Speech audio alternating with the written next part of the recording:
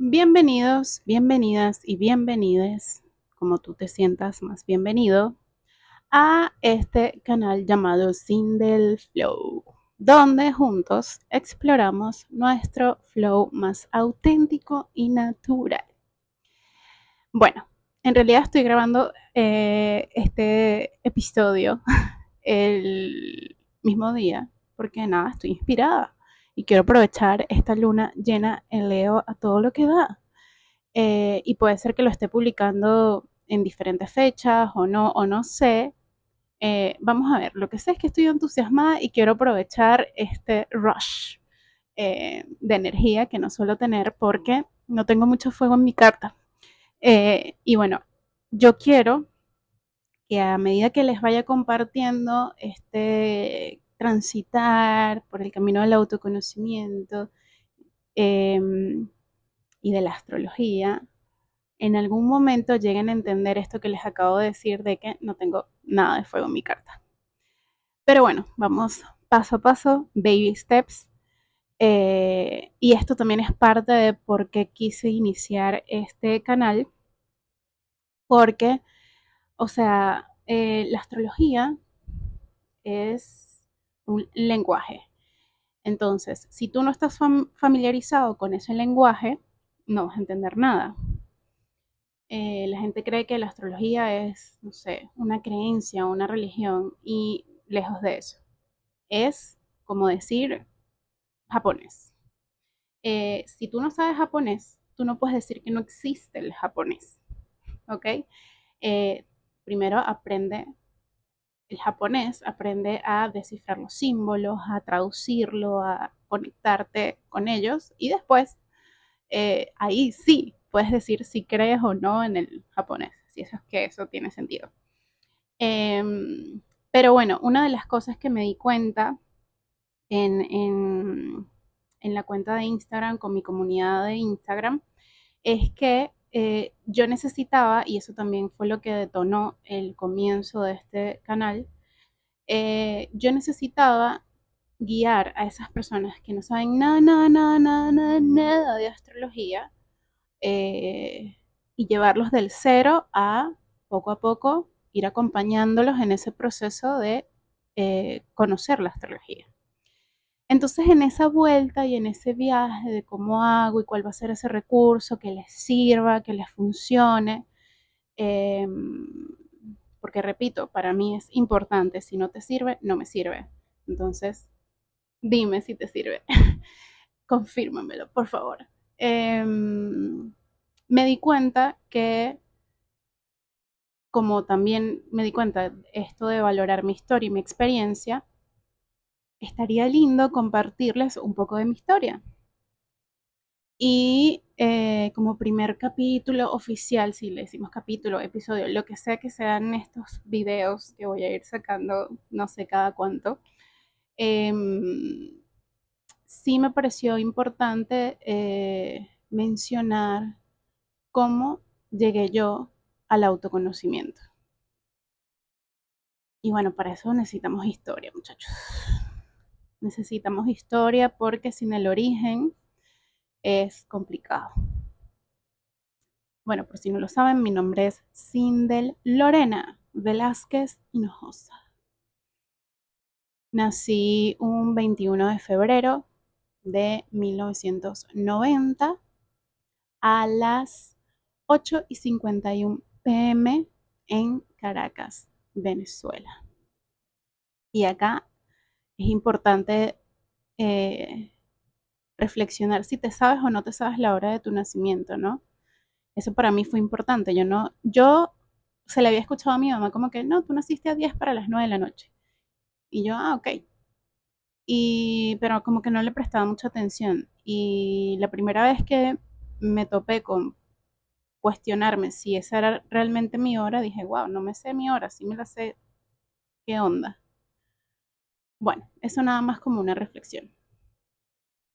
Entonces, nací en Caracas, Venezuela, nací en un seno familiar amoroso, madre y padre juntos, con mi hermano mayor. Mi papá tuvo un matrimonio anterior, del cual nacen mis dos hermanas mayores. Entonces por parte de papá somos cuatro y por parte de mamá y papá solo somos mi hermano mayor y yo. Y nada, en realidad creo que lo más duro de mi infancia fueron las riñas con mi hermano. O sea, él me lleva 6 años, hombre, varón, y yo nena, y era como complicado, ¿no? El tema competitivo, bueno, niños, al fin. Pero de resto, yo no recuerdo algo así como demasiado traumático en mi infancia. Más bien la veo con muchísimo amor. Eh, sí, reconozco que la historia de mis papás me impactó mucho en el sentido de que ellos venían de orígenes muy humildes y con estudio, con trabajo, con constancia, con compromiso, llegaron a grandes cosas, de las cuales yo fui muy privilegiada. Nunca en mi casa faltó nada. Nos dieron la oportunidad de viajar por el mundo, recorrer el mundo, conocer diferentes países, mientras recuerdo que otras personas utilizaban su dinero, no sé, para comprarse autos, carros, camionetas, departamentos y cosas. Ellos nos inculcaron como este valor por el viaje y por conocer otra cultura y otro país, y se los agradezco un montón, porque para mí es uno de los valores que tengo dentro de mí. Y bueno, todo el tema del compromiso, del sacrificio, el que el trabajo honrado da sus frutos. eh, y con esta gran admiración, creo que uno siendo como muy niño, muy chamo, eh, es como que quieres complacer a tus padres, ¿no? Como que de alguna manera yo les quería retribuir todo el amor que me habían dado y todo lo que, eh, de, de, de todo el amor, el cariño, el sostén. eh, y bueno, fui explorando, ¿no? Como que qué quería hacer, y demás. Y si al principio a mi papá le costó un poco, me permitieron explorar en el deporte. Yo fui atleta de alto rendimiento en nado sincronizado, hoy en día creo que le dicen natación artística, algo así. Eh, y fue para mí una experiencia súper importante, porque para mí en ese momento esa era mi profesión, esa fue mi primera profesión. Y la amé y fue una pasión increíble, que me dejó muchas lecciones porque cuando yo empecé nado sincronizado yo tenía 10 años y en ese medio yo estaba demasiado vieja para, digamos, destacar en nado sincronizado. Eso era lo que me decían a mis 10 años, que yo ya estaba demasiado vieja, que no iba a ser suficientemente flexible, que yo no iba a llegar a competir en las grandes ligas, por decirlo así. Y en realidad me convertí en parte de la selección nacional de mi país y salí a representarlo en varios campeonatos. Y eso me hizo sentir muy orgullosa porque era como que callarle la boca a la gente. Pero eso también, en un contexto donde la apariencia física importaba demasiado, eh, dejó cicatrices profundas en mi autoestima y mi forma de valorarme. Porque, bueno, yo tenía las piernas muy gordas, no tenía esta apariencia de rubia catira rusa. Soy una venezolana latina caribeña de caderas grandes y trasero y piernas. eh, y bueno, poco a poco fue mermando esa autoestima y me fui como hundiendo y decidí dejar el deporte. Fue durísimo para mí, fue la primera vez que fui a un psicólogo deportivo, como un par de sesiones. Recuerdo que tuve un primer intento para dejar el deporte y después me quedé un año más, cambié de club y cuando cambié de club y dejé mi equipo me sentí completamente perdida y ya después sí renuncié por completo al deporte. Eh, Además que bueno, el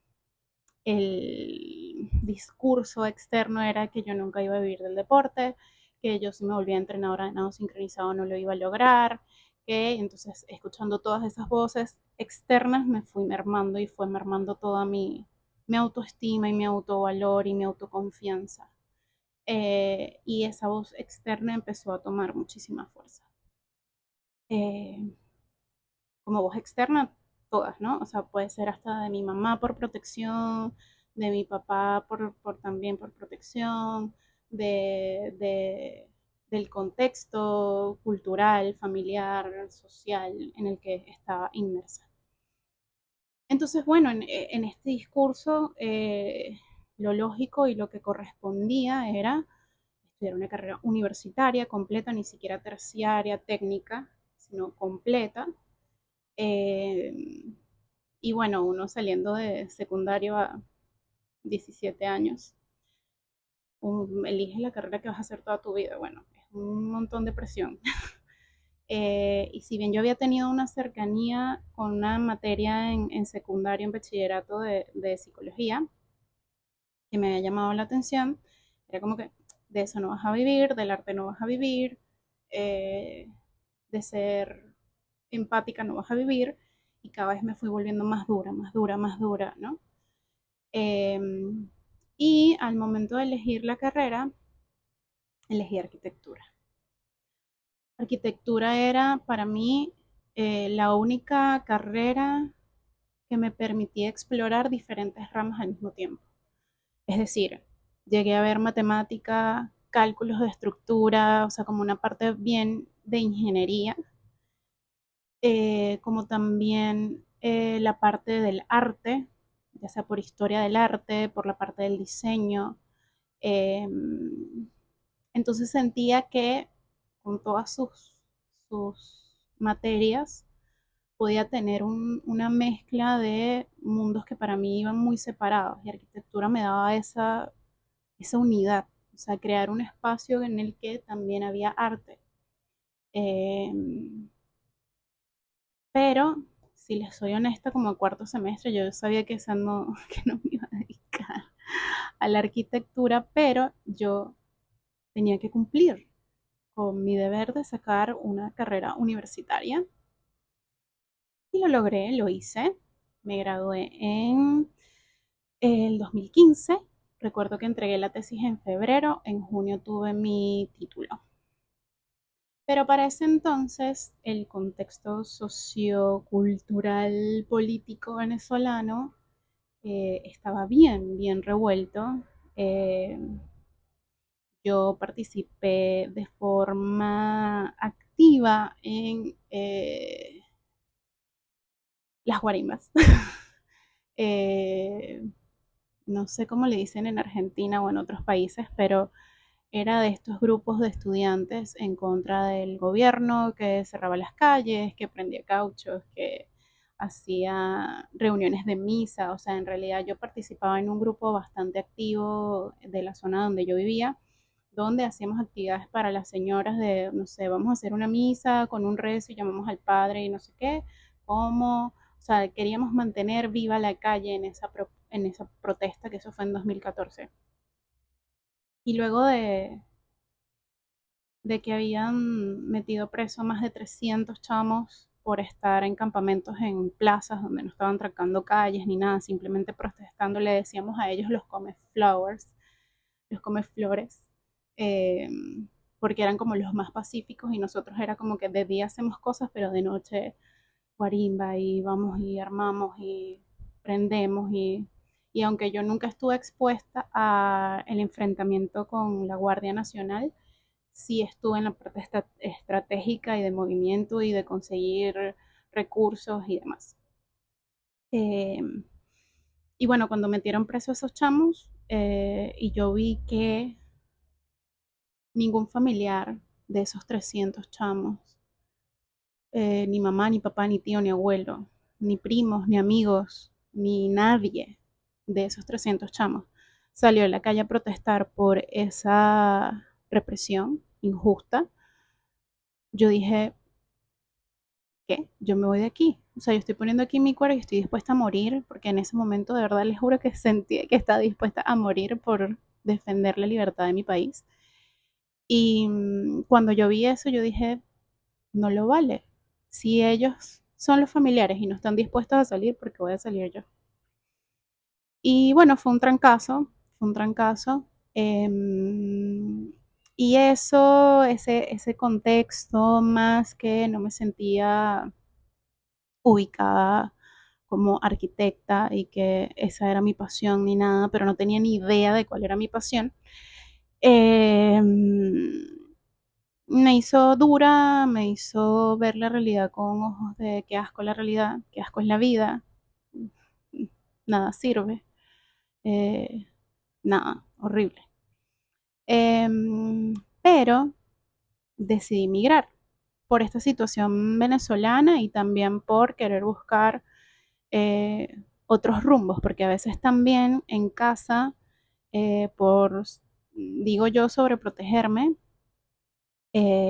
también me limitaba mucho. Entonces yo sentía que yo quería tener más experiencia de vida, sentía que había estado viviendo como en este pedestal de cristal, toda cuidada y necesitaba que mi mundo creciera, necesitaba conocer otras cosas. Y migré a Argentina, un país hermoso que tuve la oportunidad de conocer como turista 3 veces antes y que me dejó completamente enamorada. Acá se encontraba mi prima hermana en ese momento, y también fue motivo para venirme y bueno, migré con mi pareja de ese momento. eh, y eh, para los que son migrantes lo saben, pero para los que no son migrantes, cuando uno migra, imagínense que uno es un arbolito, ¿no? Y uno tiene sus raíces en una tierra que te nutre, que te da sostén, que te mantiene firme. Y esto se representa en tu familia, en tu comida, en tu tradición, en tu ciudad, en tus sabores, tus olores, todo, todo. Y cuando tú migras, es arrancar tus raíces y plantarte en otro suelo, con otro sabor, con otro olor, con otra agua, con otro idioma, aunque en Argentina se habla español, eh, y suele ser muy doloroso. Y no solo eso, sino que también te hace empezar a cuestionarte, bueno, si yo no estoy en el contexto en el que estoy, ¿quién soy? Si yo no estoy rodeada de mi familia, si yo no escucho la voz de mi mamá que me dice, yo te aconsejo que te vayas por aquí, o de ese tío o esa tía o ese amigo, o sea, ¿quién soy? Y así fui empezando a cuestionarme. Ya luego yo migré en diciembre de 2015. Y bueno, pasaron sucesos. Ya para 2019 estaba en una crisis profesional importante, porque bueno, cuando uno migra hace trabajos de todo. O sea, yo empecé limpiando baños, en Venezuela trabajé como bartender porque me daba más dinero que ser arquitecta, entonces empecé mi profesión como bartender en Venezuela, me fue bastante bien, emprendí con una barra móvil pequeñita, tuve mis 2, 3 eventicos, que me fue bastante bien. Me contrataba una empresa y trabajaba los fines de semana.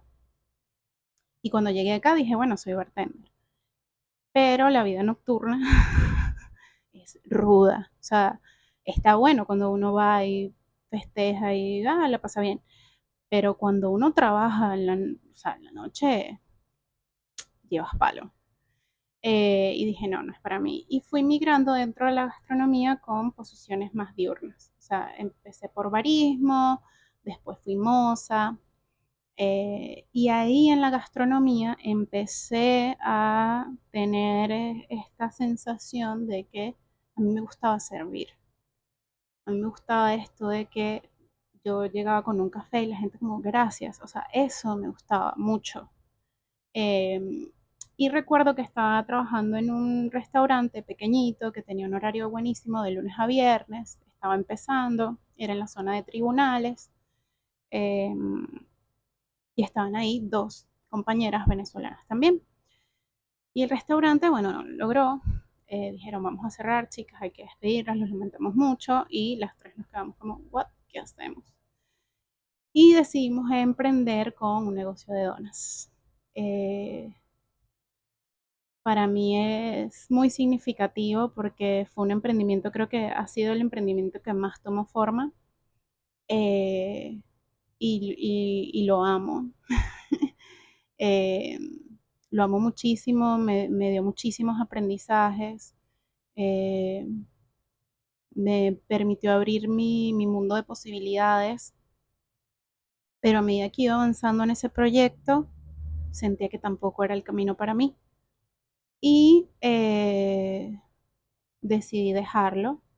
Él sigue en pie, las chicas siguen en pie, de lo cual yo me siento muy orgullosa, porque bueno, sé que estuve ahí en ese inicio y es hermoso como haber dejado ahí algo y verlo crecer, es muy hermoso para mí.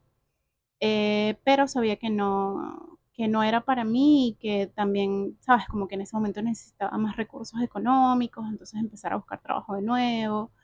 em, Llegué a un lugar que fue bastante tóxico como vendedora online, pero trabajaba con una familia de judíos ortodoxos, entonces trabajaba ahí en esa casa y bueno, todo el contexto era bastante complejo. Y empezaron a ocurrir como una serie de eventos que me fueron llevando más abajo, más abajo, más abajo y esta sensación de que la vida es horrible y que, o sea, el mundo no sirve, fue más fuerte dentro de mí. Y bueno, estaba en este trabajo en el que ya mis puntos de ansiedad habían estado como súper fuera de mí. Recuerdo en un momento que decían, no quiero ir a trabajar, pero no tengo excusa para no ir a trabajar porque era como que yo físicamente estaba bien, pero emocionalmente y mentalmente no estaba bien. Estaba viviendo bajo muchísimo estrés, estaba, o sea, completamente fuera de mí y como temblando y con aquella ansiedad y ese dolor en el pecho y decía, pero es que yo no puedo ir a trabajar. Eh, y me cuestionaba, pero tienes que ir porque, o sea, estás bien, no puedes... Y ahí empezó como una batalla interna de sentir como dos lados en guerra, el deber y el querer. Y bueno, después de ese suceso, en ese día recuerdo una anécdota de una amiga que me había dicho que cuando ella tuvo su primer ataque de ansiedad, lo que la salvó o lo que la ayudó a centrarse fue una meditación. Y yo recuerdo ese día y busqué una meditación en YouTube, una meditación guiada. Y lo hice y, o sea, el nivel de ansiedad y de calma al que había llegado, o sea, es muy difícil de poner en palabras, es algo que se siente. Y dije, wow, ¿qué es esto? Y esa chica, esa primera chica a la que conseguí esa meditación, empecé a seguirla por YouTube. Y resulta que ella hacía yoga, ese yoga kundalini, hacía yoga kundalini, era astróloga y empecé a tener el contacto con estas herramientas que no conocía para nada y decía, wow, ¿qué es esto? Pero muy de lejos, ¿no? Como muy escéptica. Luego, a mi papá, que ya tenía un Alzheimer avanzado, se cayó en casa y se fracturó la cadera y en ese momento en Venezuela una cirugía eran miles de dólares y fue un momento de muchísimo estrés. Meses siguientes, la pareja con la que yo había migrado, eh, descubrí cierta información que me me rompió el corazón y decidí terminar esa relación y en menos de 6 meses todo lo que para mí había sido estructura y me mantenía de pie se había desmoronado y se había destruido por completo. Eh, y fue un momento muy duro porque al terminar yo esta relación me vi enfrentada con mi peor miedo hasta ese momento, que era vivir sola, sola en un país extranjero, sin familia. Eh, y esto fue a finales del 2019 y a principios del 2020, eh, pues eh, empezó la pandemia y fue un momento fuerte. Entonces, esto del autoconocimiento empezó a tomar más fuerza, porque yo decía, ¿cómo es que estoy pasando por todo esto? Y empezaba a buscar sentido y empecé a tomar terapias alternativas. Recuerdo que la primera fue con flores de Bach para poder como transitar todo este proceso de tantos duelos y tantas destrucciones de vida y caídas de estructura. Y empecé a tomar talleres y a conocerme y empecé a entender un montón de cosas de mí misma que decía con razón. Es que yo hice muchas cosas que debía haber hecho y no las que quería, pero que quiero. ¿Qué música me gusta? O sea, llegué a un punto en el que no sabía para nada quién era. Era como, ¿quién soy sin todo esto? Sin esta pareja, sin este trabajo, sin mi papá, porque mi papá no falleció ese año. Mi papá falleció en febrero del 2021, pero para mí fue el inicio de un duelo, porque yo sabía que mi papá después de esa fractura no se iba a parar de la cama y lo que venía era descenso de su vitalidad. Eh, y fue como reaccionar, como que, bueno, ¿qué estoy haciendo y por qué lo estoy haciendo y para dónde voy y cómo voy? Y fue un momento rudísimo, o sea, fue de los momentos más duros que tuve, pero también de los momentos más hermosos, porque fue la puerta a acercarme más a mí misma, a conocerme, a empezar a valorarme con mis talentos, con mis virtudes y mis virtudes, con mis limitaciones, con mis patrones, empezar a reconocer todas esas versiones de mí y empezar a buscar como ese lugar donde reunir todas esas partes. Eh, y la meditación, el yoga, la numerología, la astrología, eh, empezaron a ser parte de esas herramientas, la terapia, chicos, la terapia. Eh, fueron empezaron a ser herramientas que me ayudaron a comprenderme, a entender muchas cosas de mí, de mi pasado, de mi historia. Eh, y muy desde el escepticismo, muy desde la curiosidad de qué se trata este mundo, de qué va esto, porque ni en mi familia, ni mis amistades cercanas, ni amigos de ellos, o sea, nada dentro de mi entorno y mi red conocía nada de esto, nada de meditación, de yoga, de terapia floral, la energía, de qué me están hablando, o sea, era como chino, japonés, era japonés y no entendía nada, nada, nada, nada, nada, nada, pero había algo, una curiosidad de por qué esto me está dando sentido, porque siento que sí tiene que ver conmigo, porque siento que hay verdades allí que, o sea, porque esto me descubre, me quita el velo de las cosas que siento. Eh, y así fue como empezó. No empezó desde un lugar de felicidad y no, fue desde un lugar muy, muy, muy oscuro, muy, muy, muy duro, de mucho dolor y de mucha necesidad de respuesta y de búsqueda de fe y de esperanza y de creer en algo mucho más grande, porque antes yo no tenía fe, yo decía, la vida es un asco, La vida es dura, es esto, la vida, no hay más opciones. Y bueno, para adelante, ¿qué se va a hacer? Hay que vivirla. Eh, entonces, bueno, en verdad, así fue como llegué a empezar a conocerme y sin duda,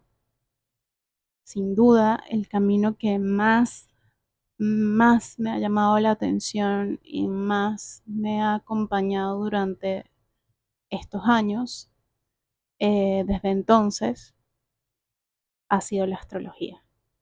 Eh, pero bueno, ya ese cuento, esa experiencia, se las contaré en otro episodio, en otro capítulo, en otro momento, en otro video, no sé cómo llamarlo.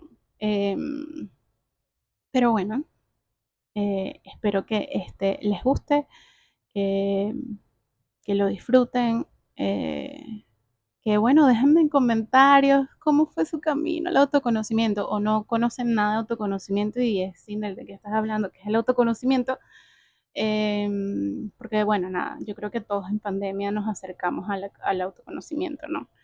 Creo que estábamos viviendo vidas muy aceleradas fuera de nosotros sin escucharnos internamente y por eso la naturaleza, porque a mí me gusta pensar que es la naturaleza, nos hizo encerrarnos en casa y vernos de frente a un espejo para ver qué carajo estábamos haciendo. Pero si a ti no te pasó y no sabes qué es el autoconocimiento, bueno, déjamelo en comentarios o déjame cuándo fue que tuviste ese momento o cómo ha sido tu camino de autoconocimiento. Me encantaría conocerlos eh, y sentir que me acompañan en este viaje y que están aquí también para que juntos exploremos nuestro flow más auténtico y natural. Así que nada, recuerden que la interacción es importante eh, y bueno, nos vemos en una próxima ocasión. Gracias por estar aquí, por compartir y contribuir con tu hermosa energía. Gracias por tu valentía y por unirte a este crew del amor que fluye auténticamente y naturalmente con su esencia. Bueno, nada, eso. Nos amo. Nos vemos.